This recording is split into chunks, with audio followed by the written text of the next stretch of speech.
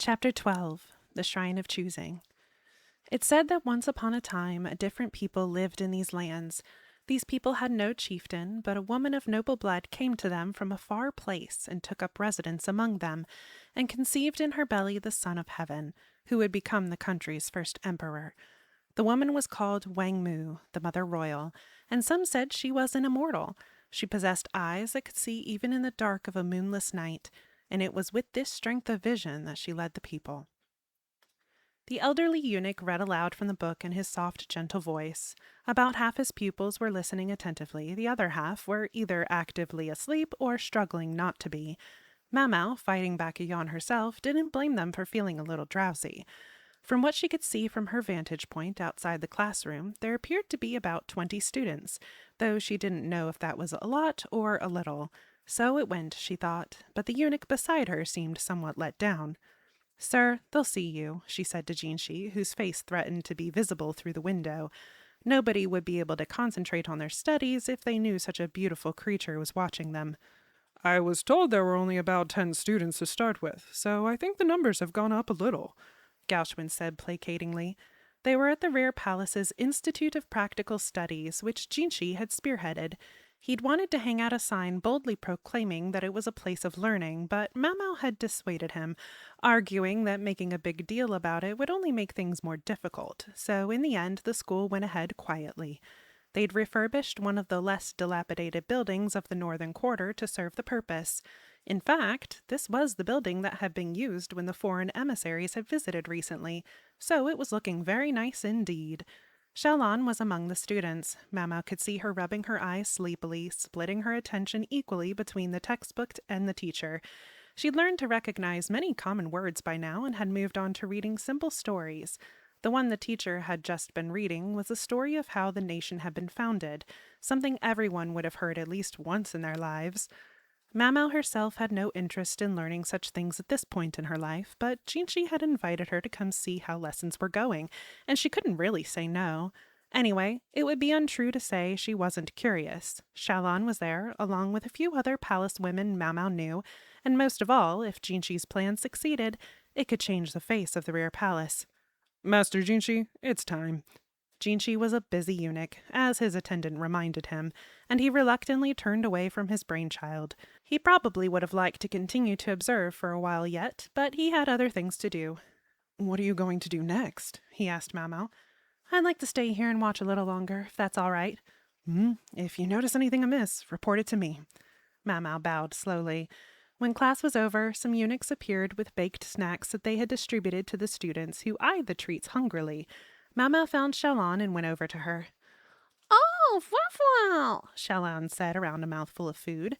She looked like she was going to choke, so Mamau asked one of the eunuchs to bring some water, and by the time he got back, Xiaolan was indeed pounding on her chest.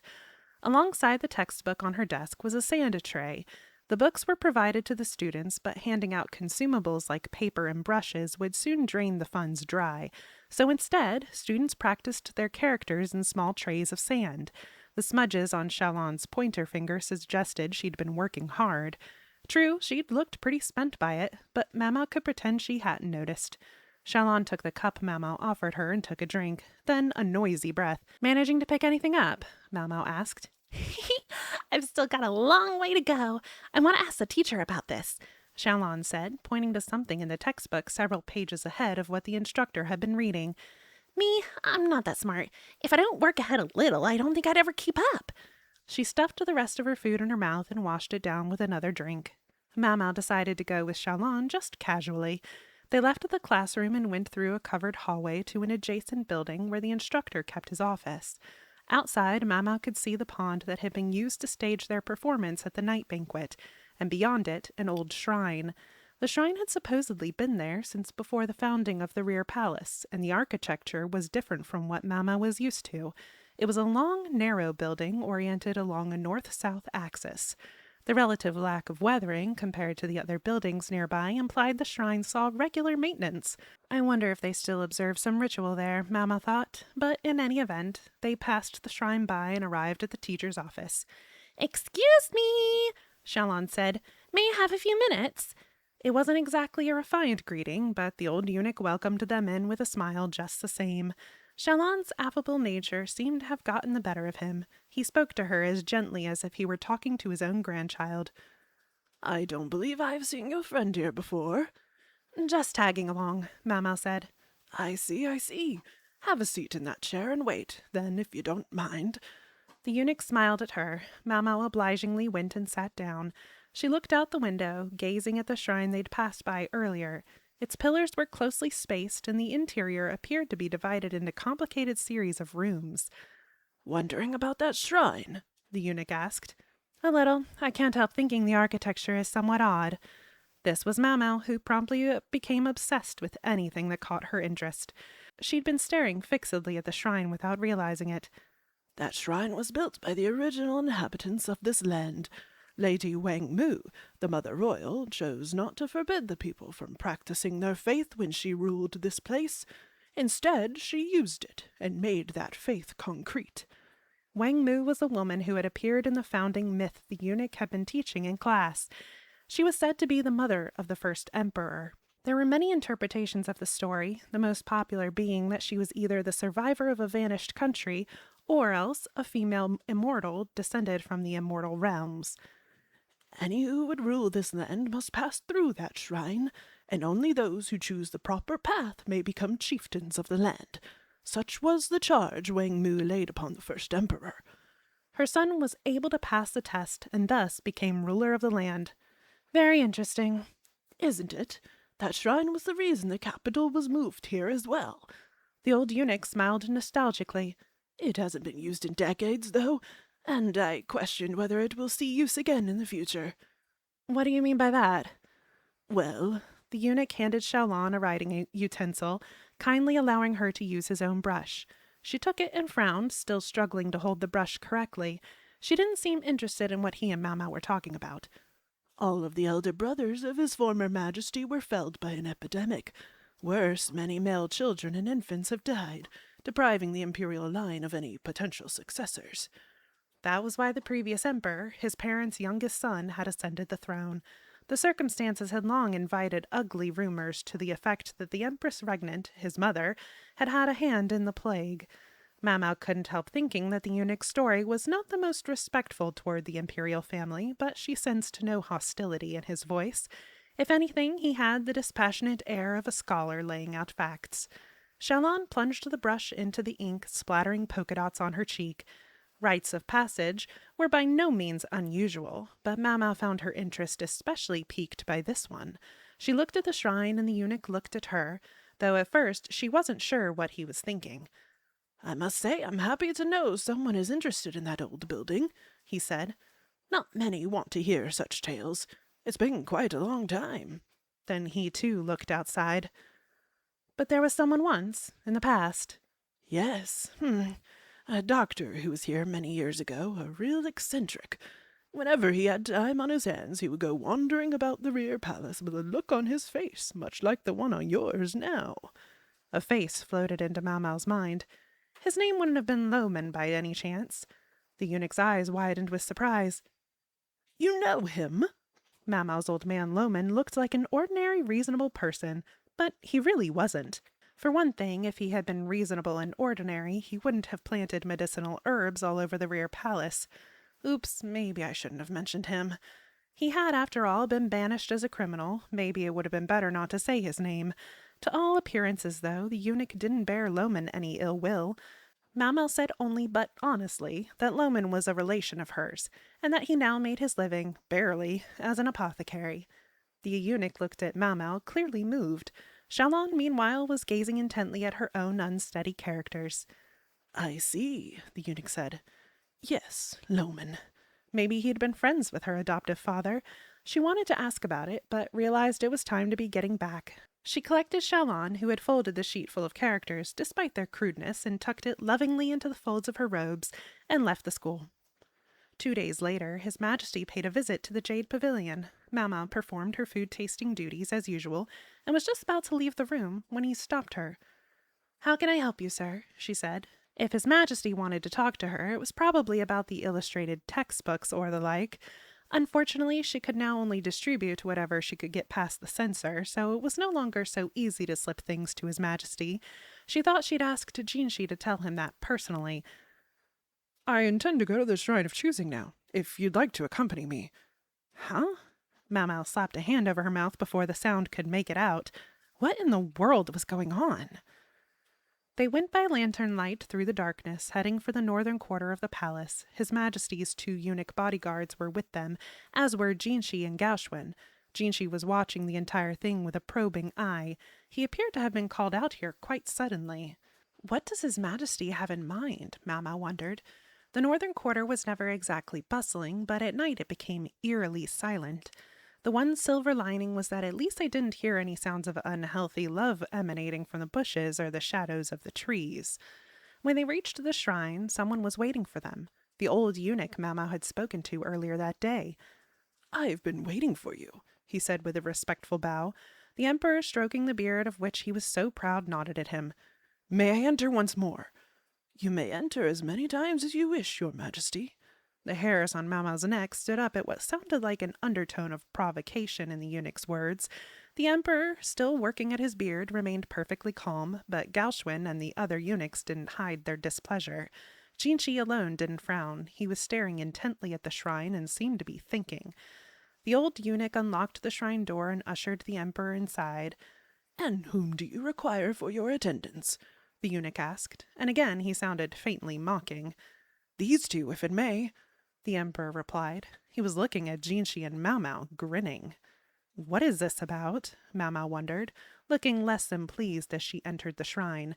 She could understand why His Majesty would choose Jinshi. He officiated ceremonies and everything, so he was used to these kinds of places.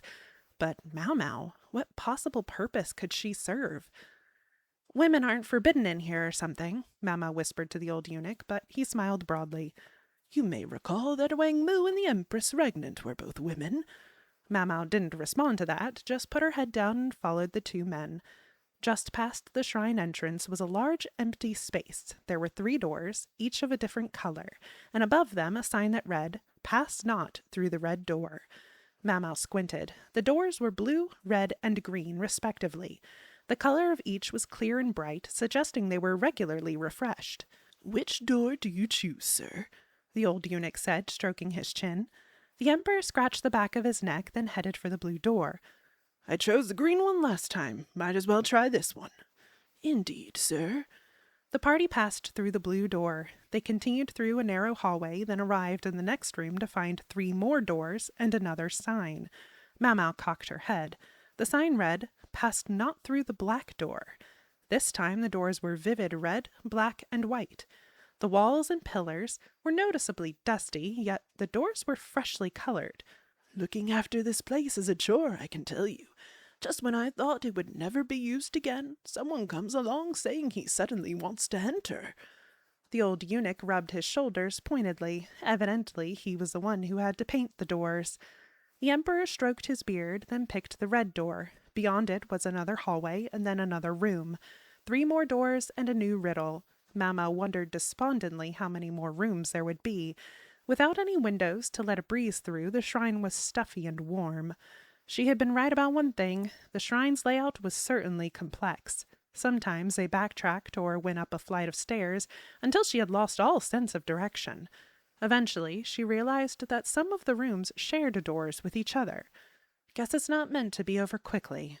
Quite apart from Mau Mau's impatience, Jinshi was staring at the doors and sign with an unusually serious look. "Pass not through the blue door," the sign instructed. The doors in this room were blue, purple, and yellow. His Majesty chose the yellow door. "Seems this is the last one," he said. The door creaked open, but beyond it was only a single door. In place of a question, the sign above it read, "Child of royalty, yet not child of the Mother Royal." It didn't exactly make sense, but it was a pretty clear rejection. "Same as last time, eh?" The emperor seemed to be hiding a bitter smile behind his bountiful beard. Jinshi was watching him closely. "Is it not given to me to know the will of heaven?" "Your Majesty jests. Ever since this shrine was closed away in the rear palace, I alone have been left to oversee it. Heaven's will has nothing to do with it." The eunuch put his hands in his sleeves and bowed his head. Something in his manner seemed to say that despite having been made a eunuch, he still harbored some unshakable pride.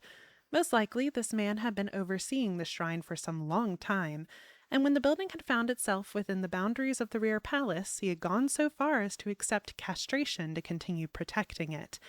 The emperor had followed all of the sign's instructions to the letter. Had he still somehow made a mistake? The eunuch opened the door before them. "You'll find the exit this way, sir," he said. Mama and the others, still unsettled, went outside. On what conceivable basis had the emperor been rejected? Mau Mau counted on her fingers, tallying up the number of rooms, thinking about which doors the emperor had chosen. She even sat down to ponder it, using a twig to scratch in the dust the order of the doors he'd picked as best she could remember it. She realized it probably wasn't the most becoming behavior with the sovereign himself still present, but she did it anyways. "I'm certain Loman would understand," the eunuch said. My old man would, Mamma thought. Was that so? Was this a riddle he might be able to answer for them? It was nice of the eunuch to give them a hint and all, but at the same time it made Mau Mau purse her lips in annoyance. She felt like he was saying, "Your old man would get it, but you never will." She knew her adoptive father was something special, but it rankled her to be completely dismissed like that. In other words, Mau Mau was angry. "You're saying my adoptive father would know what's going on?" "I couldn't say. It's possible," the eunuch replied, suddenly evasive. Loman would understand. In other words, the key was something he knew.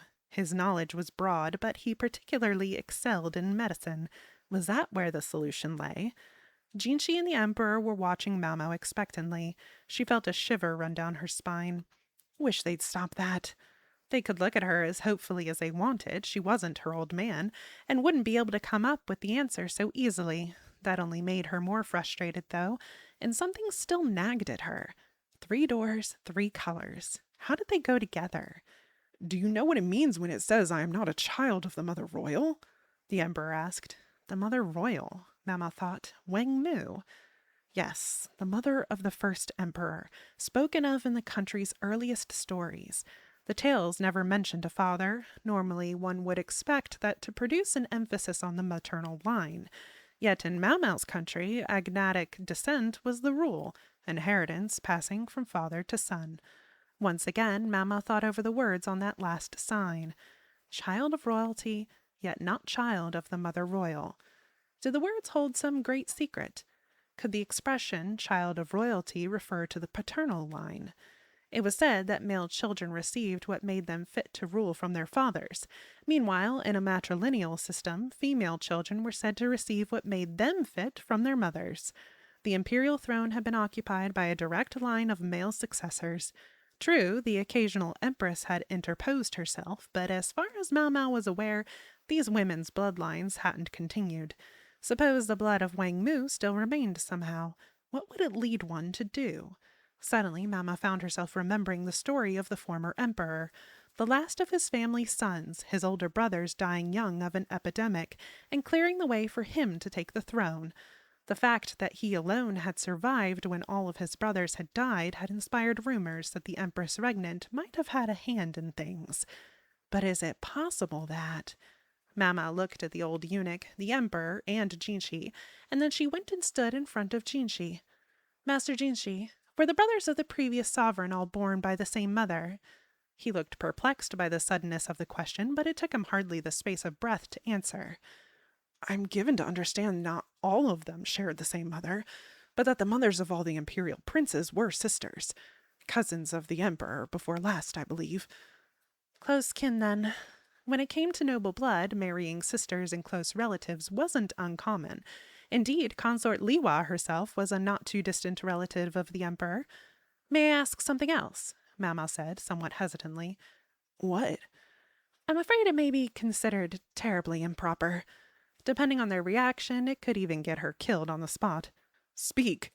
It was not Jinshi who issued the command, but the emperor himself. Mama took a deep breath and let all the words come out at once. Is it possible that many or most of those who have occupied the throne down the generations have had poor eyesight? It was neither Jinshi nor His Majesty who reacted most noticeably to this question, but the old eunuch. Mau Mau smirked. I have heard that many of them didn't see well, but the previous emperor had good eyes, His Majesty said, but this only confirmed for Mau Mau what she already suspected. She looked at the shrine. Would it be possible to go through this thing again? You believe you're qualified, young lady, the eunuch said teasingly. Women have been brought into the shrine many times, but they were always princesses or consorts. You were permitted entry last time, but I'm afraid I question allowing you in repeatedly, particularly if you're going to advise on the choice of doors. Mau Mau was far too scrawny to be called a beautiful princess even in flattery. Evidently, it would be improper for her to enter the shrine repeatedly. The emperor laughed merrily. Perhaps I should name you one of my consorts then, though I think I could be lucky to survive telling Lacan about it. Surely you jest, Mau Mau thought. Surely you jest, Jinshi said, stepping out in front of her. Imagine the looks your other ladies would give you. True, true, His Majesty said, clutching his sides in mirth. He patted Mau Mau on the head. She was used to seeing him at his leisure in the Jade Pavilion, but tonight he seemed to be relaxing in a somewhat different way. I think he's mocking me. And perhaps he was. After all, Mau Mau was well aware that a lady had to have a bust of about 90 centimeters to even begin to excite the Emperor's interest. Consort Gyokyo and Consort Aliwa both met that standard and more. Jinshi was looking at the Emperor, perturbed. Was it Mau Mau's imagination, or did he look a bit like a pouting child? You take her, then, he said to Jinshi, and then he looked at the old eunuch. You'd have no objection, then, would you? The eunuch pulled a face, but looked at Jinshi. You would accept that? If His Majesty so orders, then I can only obey. Anyway, the girl is working something out. And I'm quite interested to know what it is, the Emperor chipped in, chuckling. The old eunuch headed back to the shrine entrance, looking thoroughly exasperated. The Emperor, who appeared quite pleased, jerked his thumb in the direction the eunuch had gone, as if to say, "Let's go." They went to the entrance once more, this time with Jinshi in the lead, followed by the Emperor and the old eunuch. Mau Mau trailed behind them, surprised to realize that it seemed anyone at all could attempt the shrine. They entered the first room, and Jinshi turned back to look at Mau Mau. The red, blue, and green doors stood before them. "Which shall I choose?" he asked. Mau Mau narrowed her eyes. The sign above the door said only not to pass through the red one. Slowly, she pointed at the blue door. Jinshi obediently opened it. It was the same one the Emperor had chosen earlier. The old eunuch arched an eyebrow. In the next room, Mau Mau picked the white door, earning herself another eyebrow arch. Taking a different path from myself this time, the Emperor said, stroking his beard as he followed Jinshi through the white door. Ordinarily, it might have been considered rude for Jinshi to walk ahead of His Majesty, but none of them, Jinshi or the Emperor or the old eunuch, seemed to take amiss. The sovereign had always seemed to have a fairly permissive streak, so maybe he wasn't particularly interested in standing on ceremony. Mau Mau led them through the next room and then the next, until finally they arrived in the 10th chamber. This time the sign said something a little different. "Choose thou the red door." There were still 3 doors, but none of them were red. Instead, they were white, black, and green. "What is this?" Jinshi said, sounding agitated. It was understandable. He didn't see any red door. That was exactly what, in Mau Mau's mind, made it clear that this was the final riddle. She pointed to the green door. "Go through there and you'll understand," she said. Jinshi must have trusted her, for he opened the green door without hesitation. Beyond it was a hallway, at the far end of which they could see a staircase. They ascended, their footsteps echoing on the stairs, and opened the door at the end to be greeted by a damp breeze. They were on the roof of the shrine, up high enough to see out over the entire rear palace. The square space seemed to have been constructed specifically to inspire the sense that one was gazing down on all around. The old eunuch's lips were twitching. Whether he was fighting a smile or a scowl, Mau Mau wasn't sure. "My congratulations, you have chosen the proper path," he said, looking around. "In days of old, only those chosen by Wang Mu could become the next king. Eventually, the kings came to be called emperors." Throughout the ages, the first order of business of those so selected had been to give an address from this shrine. Considering the sophistication of the architecture at the time, the shrine had presumably been the tallest thing in existence. There were times when no one was able to choose the correct path. In some cases, they would return accompanied by a consort who was able to do so. The old eunuch looked at Mau Mau with a pained expression. Traditionally, only those of the proper blood have been able to succeed, but in this case it seems someone else has guessed the right order. This evidently didn't agree with him. The geezer makes that sound like a bad thing, Mama thought, all too readily drawn in by his provocation. She'd chosen correctly. What was wrong with that? History lessons are all well and good, but perhaps you could explain what's going on so I can understand it, the Emperor said. Does one so august as His Majesty lower himself to ask teaching of me? The eunuch said. This time it was Jinshi's turn to raise an eyebrow, but the Emperor was too even-keeled to be drawn in by the eunuch's taunt. Nonetheless, the old man said, You shouldn't hear it from my lips. I suggest you ask the girl. He was going to foist it off on her. Well, the Emperor said, turning to Mau Mau, but there were things even she found difficult to say. Trying to decide how best to put the matter, she said, Very well. Allow me to explain what guided my thinking in choosing the doors. Out of the first 3 doors, blue, red, and green, Mau Mau had chosen the blue one. The sign said only to avoid the red door, so one might think the green door was a perfectly fine choice, and normally one might be right, but normal didn't quite apply in this shrine. There are certain people who would be unable to distinguish which door was red and which was green, Mau Mau said. Unable to distinguish one from the other? Jinshi asked, puzzled. His Majesty looked equally perplexed. The two of them were such different people, yet with that expression of confusion on their faces, they looked oddly similar. Yes, Mau Mau replied, and so they would choose the door that they would be certain wasn't red. That would be the blue one. The first chamber would whittle down the candidates by half. The next room is the same. If you couldn't tell the difference between black and red, you would choose the white door, and half the remaining candidates would be weeded out. In each room there appeared to be 2 possible right answers, but in fact there was only one. The final riddle worked the same way. Because the candidate would be certain that the white door was white and the black one black, they would assume the final door must be the red one. It wasn't, of course, it was green, but because anyone who had made it that far would be unable to tell red and green apart, they wouldn't know that. Only half of those who entered the shrine would choose the correct door in the first room. In the second room, it would be a quarter, and by that 9th door, only 1 out of every 512 people would make the right choice. And what does all this mean? Jinshi asked, still obviously flummoxed. It means that those who are chosen by this shrine, those who prove themselves the children of Wang Mu, have one thing in common. They can't see color. They could see some colors, of course. Individual differences would mean some people would still make wrong choices, and conversely, it was possible that some had simply guessed wrong. But they need only return with someone whose blood was closer to Wang Mu's. That was why consorts were allowed into the shrine. It's not common in this country, but in the West, people are periodically born unable to distinguish between red and green, Mau Mau said. Her father had told her that roughly 1 out of every 10 people in the country where he had studied had this condition. It was evidently less common in women than in men. It was passed down from parent to child, and although it could be a hindrance in daily life, it was also possible to adapt to it such that others might never realize a person had the trait.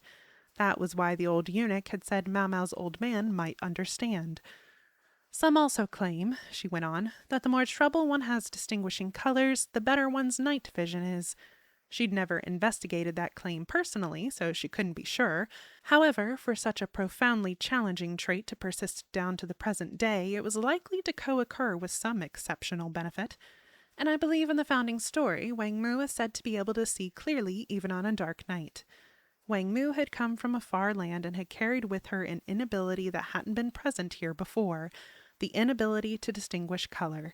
It couldn't have been easy for her and the retainers she brought with her to start a new life in this place. Perhaps the solution was marriage. In the story, Wang Mu didn't have a husband, but it would be reasonable to suppose she'd wed the chieftain of this area. It was hardly unusual for people from other lands to be taken as spouses in order to help dilute blood that had become too concentrated. If that spouse had local authority, so much the better. It would explain why people here prized patrilineal descent, despite tracing their ancestry back to Wang Mu. Yet Wang Mu, or perhaps one of those who had come with her, hadn't wanted lineage alone to determine the succession. Instead, while continuing the chieftain's bloodline, a different way was created to discern whether a person had inherited Wang Mu's blood, the Shrine of Choosing. The passage of time slowly but surely warped the truth of the matter. When a strange people with strange technology arrive somewhere new, over time they're absorbed into the local population, generation by generation. A simpler method was to leave a written record. Wang Mu's story was written down in characters the local populace didn't know, and as those who had witnessed their arrival died out, the story became the truth, a conquest patient and peaceful. Not that I can tell them that, Mama thought. She proceeded to explain all of this to Jinshi and the Emperor, passing over the most inconvenient parts. They might look askance at a few of the things she said, but she doubted they would pursue the matter too closely, nor did she want them to. Everyone would be happier that way. So Mau Mau picked her way through the story, refraining from saying anything she thought her old man wouldn't have told them. "So you're saying the blood of Wang Mu doesn't flow through my veins? It's true that my mother wasn't of royal lineage, nor my grandmother, the Empress Regnant." Mau Mau shook her head. This shrine exists only as a way of being certain that the blood is present, not demonstrating that it isn't. Sometimes a characteristic may be seen in the parent that doesn't appear in the child. There was also, of course, always the possibility that the Emperor's honored mother had been unfaithful, but she would keep that to herself. In any event, allowing the blood to become too concentrated can bring serious problems of its own. All of the former emperor's older brothers had died of the same epidemic, for example, presumably along with many other close relatives. Perhaps the result of trying too hard to satisfy the shrine. When Mau Mau finished her explanation, she heard clapping. The old eunuch was applauding. "Never once did I imagine the likes of this girl would really and truly solve the riddle," he said. Okay, so he could be rude sometimes. "It's said that Wang Mu came to rule this land because of her unparalleled wisdom." After all, only a truly keen intellect could come up with something like that shrine as a means of maintaining their bloodline. "If you wish to further thin the blood, might I suggest taking someone like this young lady into your retinue?" Excuse me? What was that doddering old coot thinking? Mama wanted to pull off a shoe and fling it at him.